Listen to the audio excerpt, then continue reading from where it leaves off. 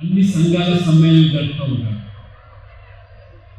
ఈ సందర్భంగా భారతీయ జనతా పార్టీ సబ్కా సాత్ సబ్కా వికాస్ నరేంద్ర మోడీ గారు అన్ని వర్గాలకు కూడా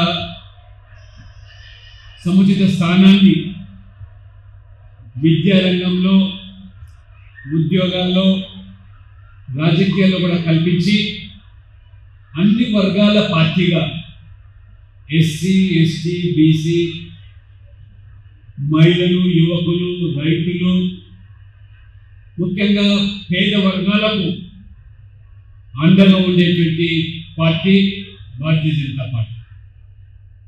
మరి మొట్టమొదటిగా మన కులాలు వేరైనప్పటికీ మనమంతా కూడా భారతీయులు, మనమందరం కూడా హిందువులం. ఈ విషయాన్ని మనము మొదటగా మన దృష్టిలో పెట్టుకొని, కులాలు వేరు కావచ్చు, భాషలు వేరు కావచ్చు, ప్రాంతాలు వేరు కావచ్చు, మనమంతా కూడా భారతీయులు. మన దేశం అంతా కూడా భారతదేశం. ఈ దేశం కోసం పనిచేసేటువంటి భారతీయ జనతా పార్టీ, ధర్మం కోసం పనిచేసే పార్టీ భారతీయ జనతా పార్టీ. సబ్కా సాత్ సబ్కా వికాస్ అన్నప్పుడు అన్ని వర్గాలకు అభివృద్ధిలో, సంక్షేమంలో కూడా సముచిత స్థానం కల్పించాలి. అది భారతీయ జనతా పార్టీ యొక్క లక్ష్యము, ధ్యేయం. అంతేకాకుండా అంత్యోదయ సిద్ధాంతం భారతీయ జనతా పార్టీ మొదటి నుంచి కూడా పండిత్ దీన్ దయాళ్ ఉపాధ్యాయ ఏదైతే ప్రవచించారో అంత్యోదయ సిద్ధాంతం. అంత్యోదయ అంటే సమాజంలో అత్యంత వెనుకబడ్డటువంటి వ్యక్తి, పేదరికంలో అతి పేదవాడు ఎవరైతే ఉన్నారో వారికి ఈ దేశం యొక్క ప్రగతి ఫలాలు, వనరులు, సంపద వారికి అందాలనేదే భారతీయ జనతా పార్టీ, నరేంద్ర మోడీ యొక్క లక్ష్యము, మన యొక్క సిద్ధాంతం.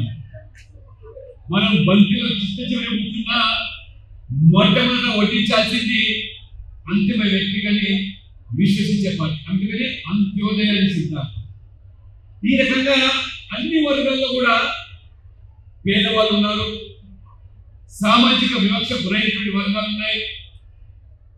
అందుకని మనం డాక్టర్ బాబాసాహెబ్ అంబేద్కర్ ఏ సామాజిక వివక్ష గురైన వర్గాలు ఉన్నాయో సామాజిక వివక్షకు, అదే రకంగా ఆర్థిక వివక్షకు, రాజకీయంగా విస్మరింపబడ్డ వర్గాలు, నిర్లక్ష్యం చేయబడ్డ వర్గాలు, అణచివేయబడ్డ వర్గాలు, విద్యలో, ఉద్యోగాల్లో కూడా కనీసమైనటువంటి మరి అవకాశాలు లేకుండా ఈ పేదరికంలో మగ్గు సమాజంలో ఏ వివక్ష గురించున్నారో వాళ్ళందరినీ కూడా డాక్టర్ బాబాసాహెబ్ అంబేద్కర్ రాజ్యాంగంలో వారు ఈ వర్గాలకు రిజర్వేషన్లు కల్పించిన విషయం.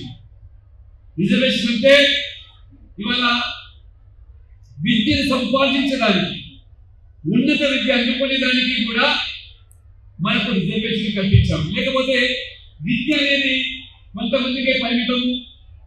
ఆ కొంతమంది విద్య ద్వారా మేధావులని భావిస్తున్నామో మాకు కూడా అవకాశాలు ఇస్తే మేము కూడా రాణిస్తామని చెప్పి గుర్తించి బాబాసాహెబ్ అంబేద్కర్ గారు మనకు కనీస విద్య నేర్చుకోవడానికి విద్యారంగంలో రిజర్వేషన్ ఇచ్చారు.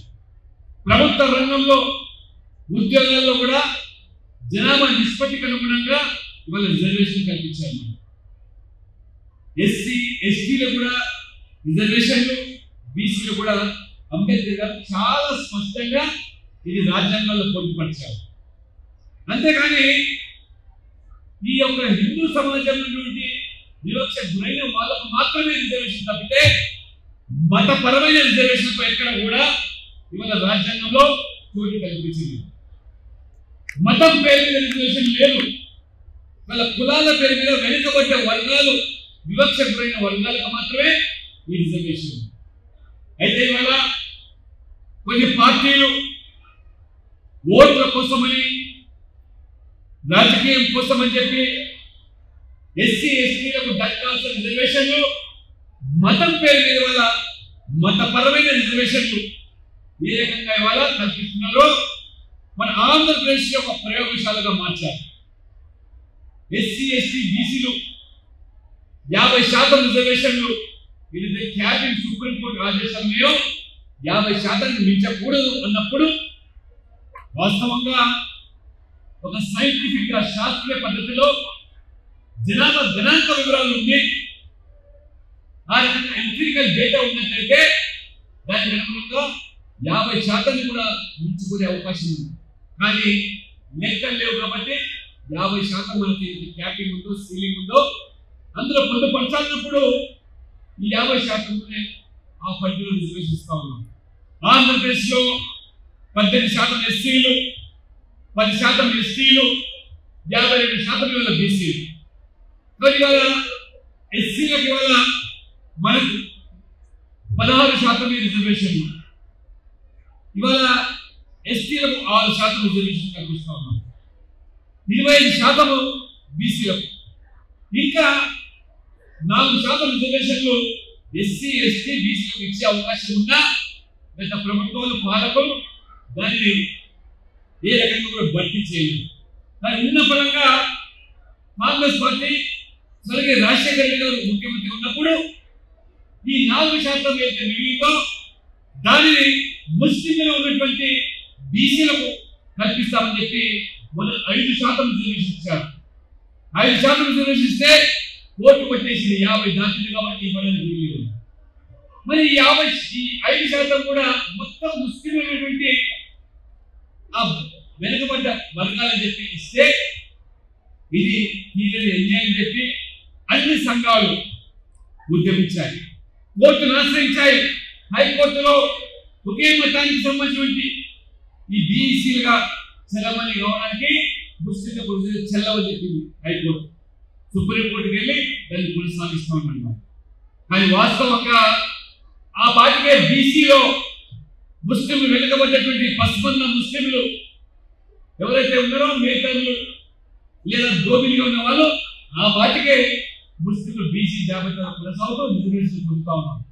కేవలం 14 కులాలని చెప్పి ముస్లింలలో రాజశేఖర్ అదనంగా 4% ఇది మతపరమైన రిజర్వేషన్ కాదు.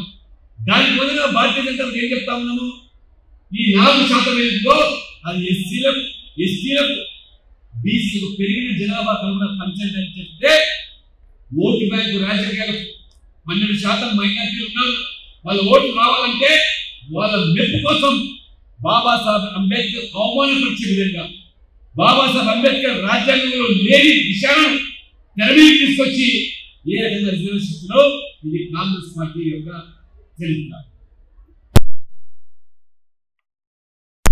లండన్లో విద్య అభ్యసించాడు, బ్యారిస్టర్గా కొనసాగాడు. ఆయన మించిన న్యాయ నిపుణులు మరి ఎవరు లేరు. అటువంటి అన్ని కోణాల నుంచి ఆలోచన చేసే ఈ రకమైన రిజర్వేషన్ ఇస్తే తగుదనమ్మ అని చెప్పి కాంగ్రెస్ పార్టీ వాళ్ళు మారుతున్న రాజకీయాలకు ఓట్ల కోసం ఈ రకంగా మతం పేరు మీద రిజర్వేషన్ కల్పిస్తుంది. ఇవాళ ఏ ముసలి కన్నీరు కాలుస్తున్నారో కాంగ్రెస్ పార్టీ రేవంత్ రెడ్డి గారు ఎస్సీలకు ఎస్టీలకు బీసీలకు రిజర్వేషన్లు బీజేపీ అధికారులకు వస్తే ఎత్తివేస్తారు అని భయభ్రాంతం చేస్తా ఉన్నారు. 10 సంవత్సరాలు నరేంద్ర మోడీ గారు అధికారంలో ఉన్నారు. 1% ఎస్సీలకు ఎస్టీలకు రిజర్వేషన్ తగ్గించిందా? మనం అడుగుతామండి మా రేవంత్ రెడ్డి గారు, మీ ద్వారా మానవ సమ్మేళనం ద్వారా ఏ ఎస్సీల రిజర్వేషన్ తగ్గించామా? 10 సంవత్సరాల్లో ఎస్టీలు తగ్గించామా? బీసీలు తగ్గించామా? ఎందుకంటే ఇవాళ మొత్తం సమాజం అంతా కూడా మోదీకి అండగా ఉన్నారు. ఎవరు ఈ మోదీ?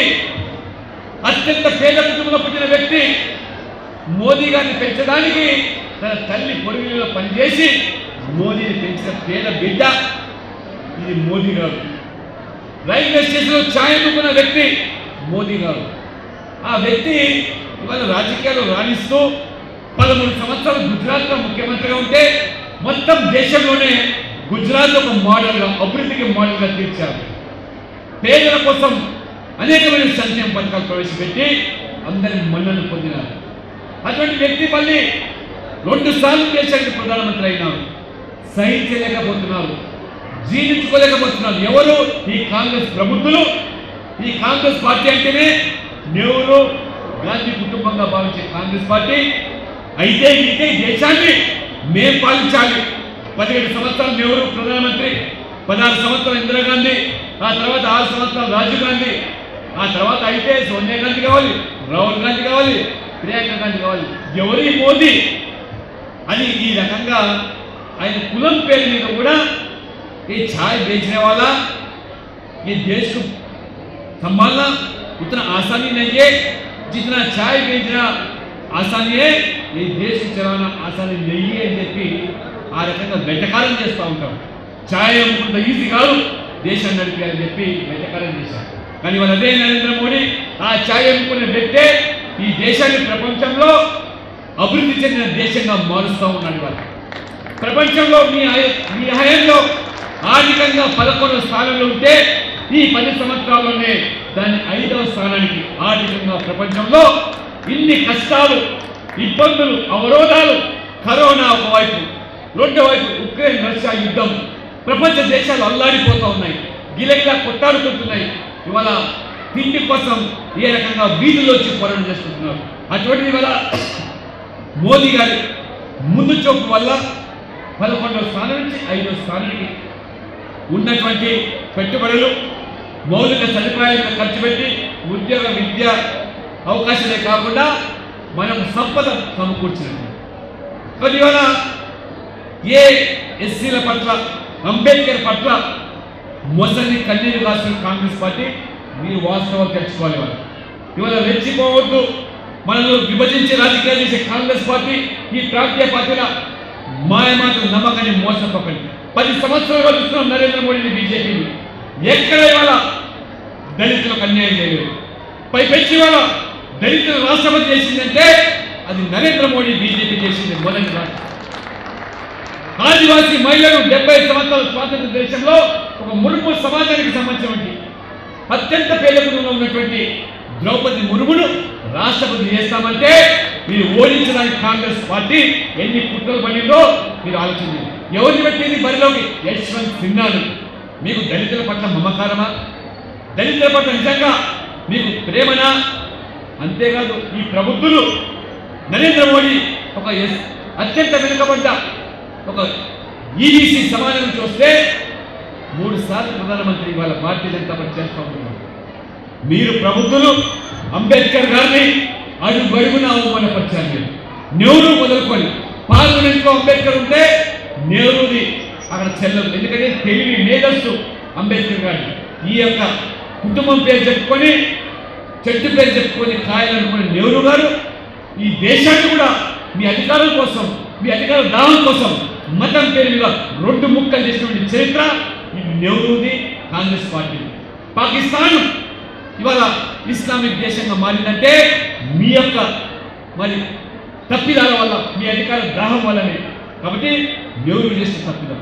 అంతేకాదు అది అంబేద్కర్ గారు నెహ్రూ విధానాలు వ్యతిరేకిస్తే, నెహ్రూ తప్పిదాలను ఎత్తి చూపితే పార్లమెంట్లో ఈ అంబేద్కర్ గారు పార్లమెంట్లో ఉండడానికి వీల్లేదని ఎన్నికలు వస్తే అంబేద్కర్ గారు పోటీ చేస్తే ఈ కాంగ్రెస్ పార్టీ అంబేద్కర్ను ఒక్కసారి కాదు 2 సార్లు పార్లమెంట్ రాకుండా ఓడించిన చరిత్ర ఈ కాంగ్రెస్ ప్రబుద్ధులని ఈ రేవంత్ రెడ్డి గారు ఒక్కసారి కాంగ్రెస్ చరిత్ర తెలుసుకో.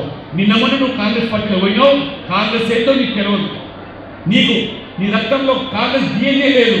ఇవాళ కాంగ్రెస్ గురించి మాట్లాడుతున్నాం, ఇవాళ దళితుల గురించి మాట్లాడుతున్నాం. అంబేద్కర్ గారిని అవమానపరిస్తే ఆనాడు డాక్టర్ శ్యామప్రసాద్ ముఖర్జీ భారతీయ జనతా పార్టీ పూర్వం జనసంఘం ఉన్నటువంటి నాయకుడు అంబేద్కర్ గారిని ఏ రకంగా వారు పశ్చిమ బెంగాల్ నుంచి ఎంపీగా చేసినటువంటి చరిత్ర అది బీజేఎస్ డాక్టర్ శ్యామప్రసాద్ ముఖర్జీని గుండెల్లో పెట్టుకొని గెలిపించి ఎంపీని చేసింది ఆనాడు డాక్టర్ శ్యామప్రసాద్ ముఖర్జీ.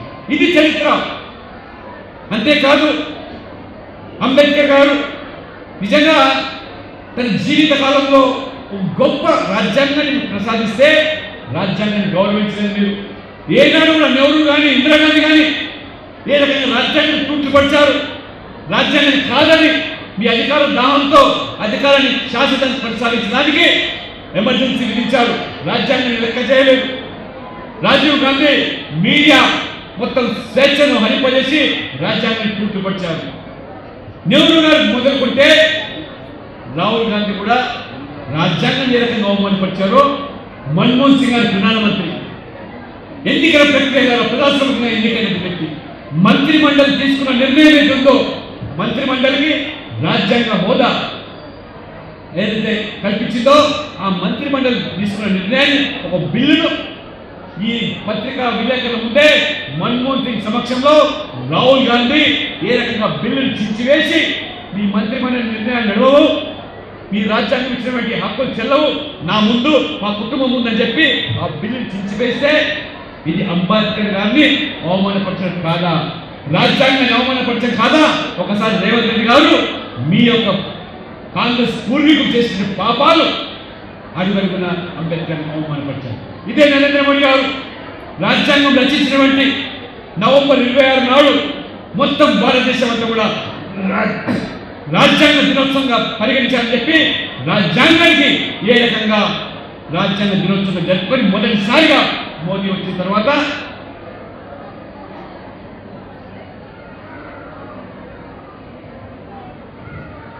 రాజ్యాంగాన్ని గౌరవించమంటే అంబేద్కర్ గారిని గౌరవించాలి. ఇది వాస్తవం. దీపక్ కుమార్ ఇది చరిత్ర. అంబేద్కర్ గారిని కనీసం మీరు ఆ పార్లమెంటు చట్టాలలో ఆయన కనీసం ఫోటో పెట్టడానికి మీకు మనసు రాలేదు.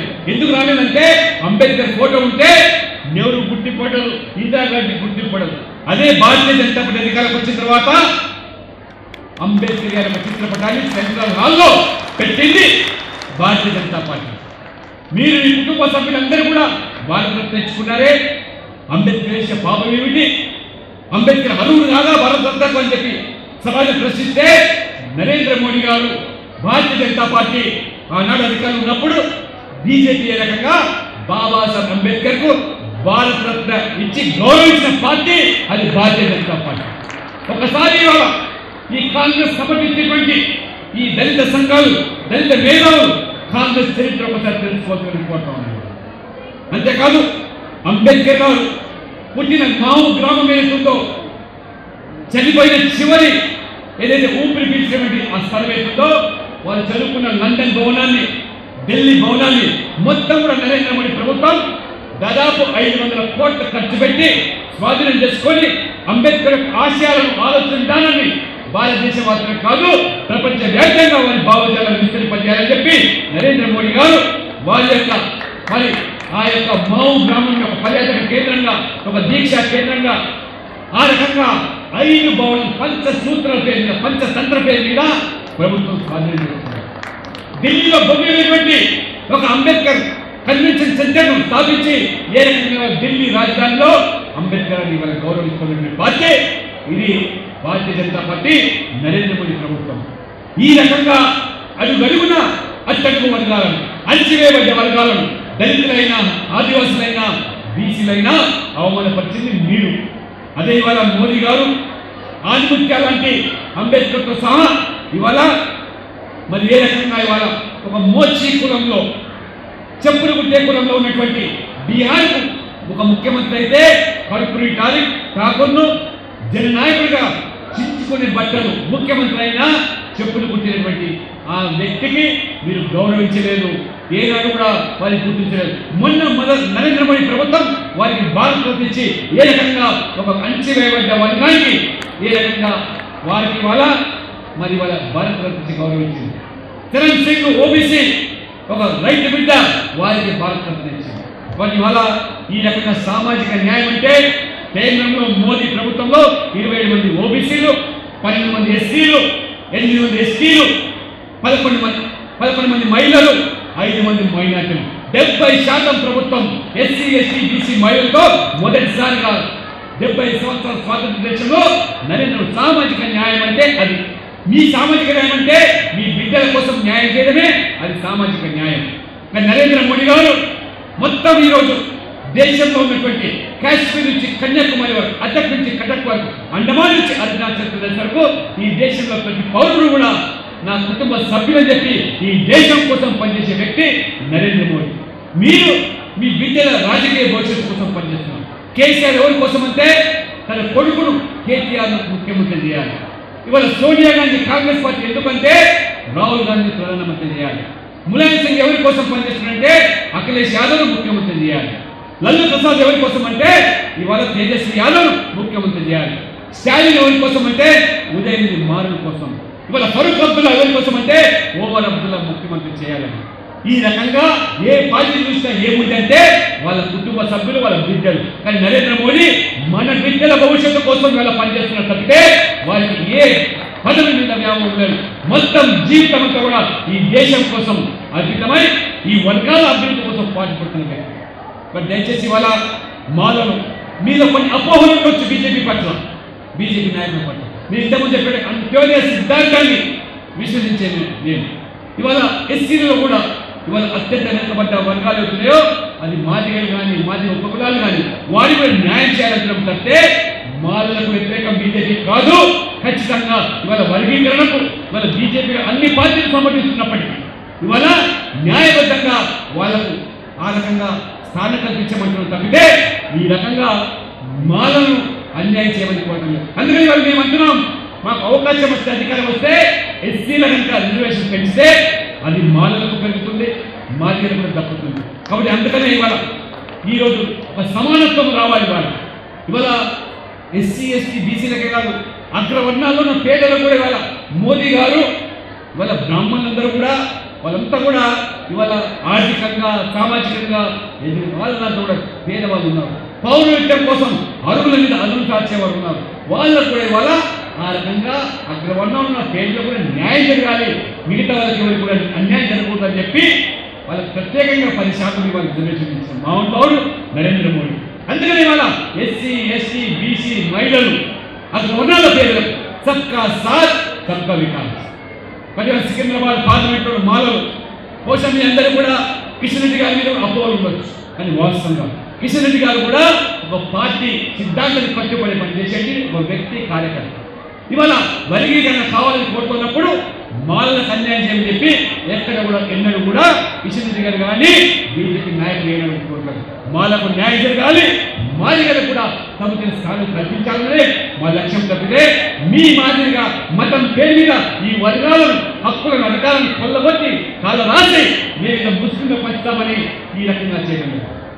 మొద్దు చూపుతోనే అంబేద్కర్ గారు హిందూ సమాజం అసమానతను రూపమాపడానికి ఈ రకంగా వారు మరి ఈ రిజర్వేషన్ ప్రవేశపెట్టారు తప్పితే ఆనాడే గ్రహించి నిజంగా ఆయన ముస్లిం మతాన్ని కానీ క్రైస్తవ మతాన్ని స్వీకరించి, ఎందుకంటే ఈ భారతదేశం యొక్క సంస్కృతి, ఈ భారతదేశం యొక్క సాంప్రదాయం, ఈ భారతదేశంలో ఉన్నటువంటి ఆ యొక్క మరి మతాలను గౌరవించాలని చెప్పి బౌద్ధ మతం స్వీకరించాడు. కానీ ఇవాళ వారు ఏ ముస్లిం మతం కానీ ఇస్లాం మతం కానీ క్రైస్తవ మతం స్వీకరించాలంటే అంత దూరదృష్టితో ఉంటుంది మేధావి అంబేద్కర్ గారు. ఇవాళ మీరేమంటున్నారు, ఇవాళ మతం మారినటువంటి ముస్లింలకు కూడా ఎస్సీ హోదా ఇవ్వాలంటున్నారు. ఎంత న్యాయం ఇవ్వాలి? అంటే వాళ్ళ ముస్లిం మతం స్వీకరిస్తే వాళ్ళకి ఎస్సీ హోదా అంటే మా ఎస్సీ సోదరులు ఎక్కడ పోవాలి? మా ఎస్సీలకు అన్యాయం జరిగితే మా వాటా వాళ్ళు కనుక్కోకపోతే ఎక్కడ నేను ప్రశ్నిస్తున్నాను. మమ్మల్ని కూడా మతతత్వ పార్టీ అంటారు. ఇవాళ బీసీలలో అనేక మంది ముస్లిం వాళ్ళు చేర్చారు, దానివల్ల బీసీలకు అన్యాయం జరుగుతున్నారు. ఇవాళ హైదరాబాద్ మున్సిపల్ కార్పొరేషన్లోనే 150 సీట్లు ఉంటే 50 సీట్లు బీసీలకు కేటాయిస్తే ఆ 50లో 31 మంది ముస్లిం బీసీలు. అసలు బీసీలు అక్కడ హిందూ బీసీలు లేరా? ఈ రకంగా నేను ప్రశ్నిస్తే మతతత్వవాదం. ఇవాళ మొత్తం ఇవాళ కర్ణాటకలో మొత్తం ముస్లిం అందరూ కూడా బీసీలు చేర్చారు. కేరళలో ముస్లింలు బీసీలు అంటున్నారు, బెంగాల్లో ముస్లింలు బీసీలు అంటున్నారు. రేపు ముస్లింలు ఎస్సీలో కూడా చేర్చి ఎస్సీల హక్కులు వాళ్ళు కలుపుకుపోతుంటే మా పేద ఎస్సీలు ఏం వాళ్ళు ప్రశ్నిస్తున్నందుకే మమ్మల్ని వాళ్ళు తప్పుపడుతున్నారు. కాబట్టి మేము ఏ మతానికి వ్యతిరేకం కాదు, ఏ వర్గానికి వ్యతిరేకం కాదు, ఏ కులానికి వ్యతిరేకం కాదు. సబ్కా సాత్ సబ్కా వికాస్ అని మోదీ విశ్వసించే నినాదం మాది. కాబట్టి అన్ని వర్గాలకు సమాన అవకాశాలు రావాలి, అన్ని వర్గాలు కూడా ఇవాళ అధికారంలో భాగస్వామ్యం కావాలి, రాజకీయంగా ఎదగాలి, ప్రభుత్వ ఉద్యోగాలు సంపాదించాలి, ఉన్నత చదువు చదవాలనే లక్ష్యంతో మోదీ పనిచేస్తున్నారు. కాబట్టి సికింద్రాబాద్ పార్లమెంట్లో మాలలో ఉన్నటువంటి అనుమానాలను అపోహలను అన్ని కూడా నివృత్తి చేస్తూ ఇవాళ అభివృద్ధి చెందేటువంటి దేశంగా ఇవాళ మోదీ కష్టపడుతున్నాడు. మోదీ వల్లనే ఇవాళ ప్రపంచంలో మనకు కీర్తి ఖ్యాతి దక్కుతున్నారు. కాబట్టి రేపు 3వసారి ప్రధానమంత్రి నరేంద్ర మోడీ కాబోతున్నారు. కాబట్టి కిషన్ రెడ్డి గారు గెలిచినట్టయితే మన ప్రాంతానికి మన వర్గాలకు న్యాయం జరుగుతుంది. కాబట్టి కిషన్ రెడ్డి గారు గెలిపించాలని ఇవాళ మోదీ గారు ప్రధానమంత్రి చేయాలనేటువంటి ఈ యొక్క సమ్మేళనం తప్పితే ఇతరత్ర కాదు. కాబట్టి మీలో ఇంకా ఏదైనా అభద్రతా భావం లేదా మీకు ఇంకా ఏదైనా అనుమానం, వ్యత్యాసం, నిర్లక్ష్యం కాబడ్డామనే భావం ఉంటే ఎప్పుడైనా ఇవాళ ఎంపీలుగా మేము పార్టీ నాయకులుగా అనేక మంది వేదిక ఉన్నాం. ఇవాళ మీరు అడుగుతున్నారు ఇవాళ బీజేపీ ఎస్సీ కమిషన్ అవకాశం వస్తే ఒక మాల సమాజానికి సంబంధించిన యువకుడిగా ఉన్న దేవేంద్రకు అవకాశం కల్పించాను. నేను హైదరాబాద్ అధ్యక్షుడిగా ఉన్నప్పుడు యువ మోర్చా అధ్యక్షుని మాల సమాజానికి చేశాము, ఎస్సీని ఆ రకంగా దళిత మోర్చా అధ్యక్షుని చేశాము. ఆ రోజు జనరల్ సీట్లో పోటీ చేయడానికి దేవేంద్రకు అవకాశం ఇచ్చాము. రెండోసారి ఎస్సీ కమిషన్ అవకాశం వస్తే సంపత్ కుమార్ ఆయన కూడా మాల సమాజానికి సంబంధించిన వ్యక్తిని ఎస్సీగా మేము ఆ రోజు కమిషన్ నెంబర్ ఇచ్చాము. ఈ రకంగా ఎక్కడ వ్యత్యాసం లేదు. ఆనాడు నేను రాష్ట్ర అధ్యక్షుడు ఉన్నప్పుడు ఇదే కుమార్ మాల సమాజానికి సంబంధించిన కుమార్కు పెద్దపల్లి సీట్ ఇచ్చి ఆ రకంగా గౌరవించాము. మొన్న కిషన్ రెడ్డి గారు సికింద్రాబాద్ పార్లమెంట్లో ఒక్క ఎస్సీ సీట్ ఉంటే రాహుల్ చంద్ర మాల సమాజానికి సంబంధించిన వ్యక్తిని నియమించారు. ఎక్కడ మేము వ్యత్యాసం, ఎక్కడ మేము ఇవాళ ఈ మాల సమాజం చిన్న చూపిస్తున్నాం. దయచేసి ఆలోచన. ఈరోజు కూడా పెద్దపల్లిలో మాల సమాజం ఉన్నటువంటి ఒక నేత కాని సమాజానికి ఇవాళ సీట్ ఇచ్చామంటే ఇవాళ మేము గౌరవిస్తున్నాం. తప్పకుండా వాళ్ళకి సముచిత స్థానం కల్పిస్తా ఉన్నాం. ఇవాళ అనేక మంది వాళ్ళ రాష్ట్ర ఎస్సీ మోర్చా అధ్యక్షులు ఇవాళ భాష మాల సమాజానికి సంబంధించిన వ్యక్తులు. శాంతి కుమార్కు ఆ రోజు మనం ఆ రకంగా గౌరవించాం, బాధ్యతించాం. శాంతి కుమార్ శ్రీమతి మణికుమారి గారికి కూడా ఆ రోజు ఏదైనా నరేంద్ర గారు ఉన్నప్పుడు వారి కూడా ఏ రకంగా గౌరవించారో ఒకసారి ఆలోచించారు. చెప్పుడు మాటలు వినకండి.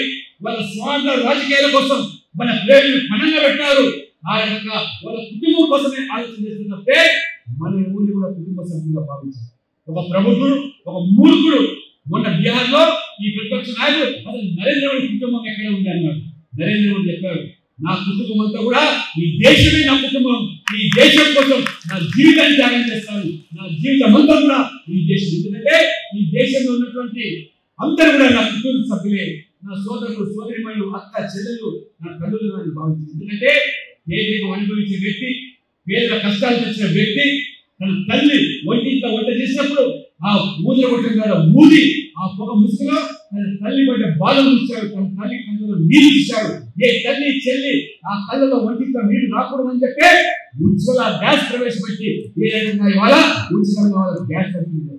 4 కోట్ల మంది పేదలకు ఇవాళ ఇల్లు కట్టించిన మామూలు నరేంద్ర మోడీ. 4 కోట్లు అంటే సామాన్యం కాదు. అత్యధికంగా ఇవాళ దళితులను బాగుంటారు, మహిళలకు కలిగిస్తాము.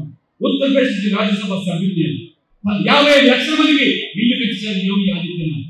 ఆయన 23 కోట్ల జనాభా ఉంటే 15 కోట్ల మందికి ఇవాళ కేంద్ర ప్రభుత్వం నరేంద్ర మోడీ సంక్షేమ పథకాలు అంటున్నారు. ఈ నరేంద్ర మోడీ ప్రభుత్వ సంక్షేమ పథకాల్లో ఎక్కడ కూడా భేదం లేదు. ఎక్కడ కూడా పేదవాడి పేదవాడే, పేదవాడికి మతము కులం లేదని వాళ్ళ ఉత్తరప్రదేశ్లో కూడా ఎవరు పేదవాళ్ళకి వాళ్ళు ఇస్తారు. మీ మాదిరిగా మా జెండా కప్పుకుంటావా, మా కండువా వేసుకుంటావా, మా పార్టీలు చేరుతావా, అప్పుడే నీకు దళిత బంధిస్తా, అప్పుడే నీకు లేదా పెన్షన్ ఇస్తా. ఈ మూర్ఖంగా ఆలోచన చేసే పార్టీ బీజేపీ కాదు. దళిత బంధు పేరు మీద ఏ రకంగా దండుకున్నారో మీ ఎమ్మెల్యేలు, దళితులు ముఖ్యమంత్రి చేస్తాను ఏ రకంగా దగా చేశారో మీ కేసీఆర్ గారు బుద్ధి చెప్పారు ఈ దళిత సమాజం. కాబట్టి రాబో రోజుల్లో భవిష్యత్తులో కూడా ఒక దళితుడిని జాతీయ అధ్యక్షుడు చేసింది భారతీయ జనతా పార్టీ, ఒక దళితుడిని రాష్ట్రానికి అధ్యక్షుడు చేసింది భారతీయ జనతా పార్టీ. ఓ దళితుడు ఈ రాష్ట్రంలో గెలవకపోతే రాజస్థాన్ నుంచి ఎంపీ చేసి కేంద్ర మంత్రి చేసింది భారతీయ జనతా పార్టీ. ఇది భారతీయ జనతా పార్టీకి సామాజిక న్యాయం పట్ల ఉన్నటువంటి చిత్తశుద్ధి, కమిట్మెంట్ అని చెప్పి నేను గర్వంగా నేను చెప్తాను. తప్పితే మాలలు వేరు కాదు, మాదిగలు వేరు కాదు, ఎస్టీలు వేరు కాదు, ఆదివాసులు వేరు కాదు, బీజేపీ వేరు కాదు, పేదవాళ్ళంతా పేదవాళ్ళే. కాబట్టి ఇవాళ మీరందరూ దయచేసి పెద్ద మనసుతో ఆలోచన చేసి కిషన్ రెడ్డి గారిని గెలిపించినట్లయితే నరేంద్ర మోడీ గారి కండదండలు భారతీయ జనతా పార్టీ కండదండలు ఉంటాయి. కాబట్టి సికింద్రాబాద్ పాల్గొన్నటువంటి వాళ్ళందరూ కూడా మీ భద్రతకు, మీ అవకాశాలకు మీరు పూజ అని చెప్పి సందర్భంగా తెలియజేస్తూ ఈ అవకాశం ఇచ్చి మీ అందరికీ కూడా మరి పాల్గొనే అవకాశం ఇచ్చి మీ అందరికీ కూడా నాకు తెలిసినటువంటి విషయాలు ఇవాళ స్పష్టంగా చెప్తారు. మీకు నిజంగా కాంగ్రెస్ పార్టీ కానీ రేవంత్ గారిని చెప్పిన దాంట్లో ఏదైనా అబద్ధం ఉంటే మీరు చర్చకు సిద్ధంగా మీరు సవాల్ చేస్తాను. మీరు చేసే మోసాలు ఏమిటో చివరికి జగజ్జీవన్ రామ్ ప్రధానమంత్రి అని చెప్పి భారతీయ జనతా పార్టీ కలిసి నిర్ణయం తీసుకుంటే ఓడించి మీరు ఎస్సీల పట్ల మీరా ముస్లిం కంటి చెప్తారు. కాబట్టి ఈ రకంగా వాళ్ళ యొక్క ద్వంద్వ నీతిని ఎండగట్టి ఈ రకంగా వచ్చే ఎన్నికల మన ఓటు విలువ చేసుకొని ఓటు వేసి మోదీ గారి ప్రధానమంత్రి కిషన్ రెడ్డి గారి ఎంపిక చేస్తాను కోరుకుంటూ సెలవు తీసుకుంటున్నాను. భారత్ మాతా కీ జై. జై హింద్.